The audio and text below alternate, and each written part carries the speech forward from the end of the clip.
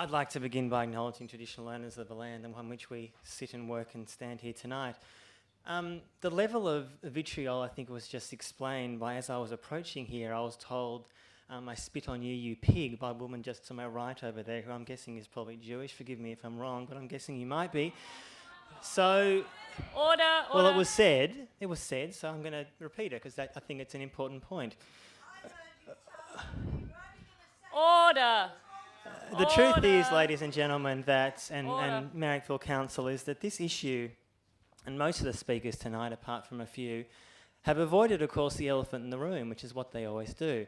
We hear about peace and peace building and love and the Palestinians and the Jews, and we sort of get on and have a good group hug and everything will work out.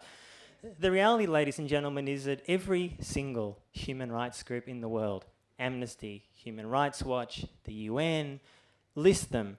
Look at every single report for the last 15, 20 years, 25 years, is very clear about what is happening in Palestine, in the West Bank, in Gaza.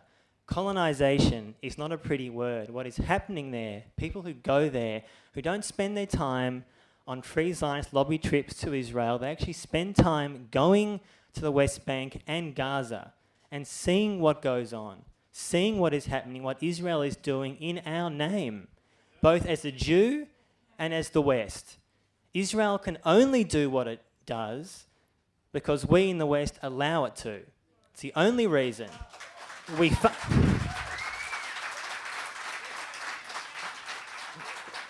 heard over the last few months a litany of lies, disinformation from the glorious Murdoch press, from the Fairfax press, indeed from most of our political and media elites. And what's so interesting about this is, having written about this for a long time, is we're constantly told that alternative views are irrelevant. That if this issue was so irrelevant, if what Israel is doing to the Palestinians is so irrelevant, there are Jewish-only roads in the West Bank that only Jewish settlers can go on.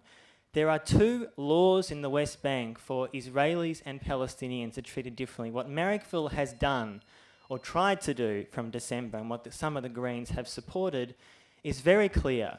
It is about saying this conflict is not balanced.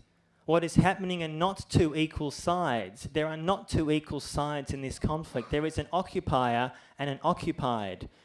UN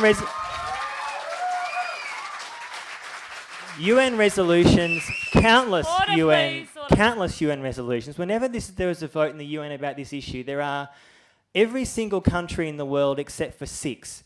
The US, Israel, Australia, Micronesia, Palau, and the Marshall Islands.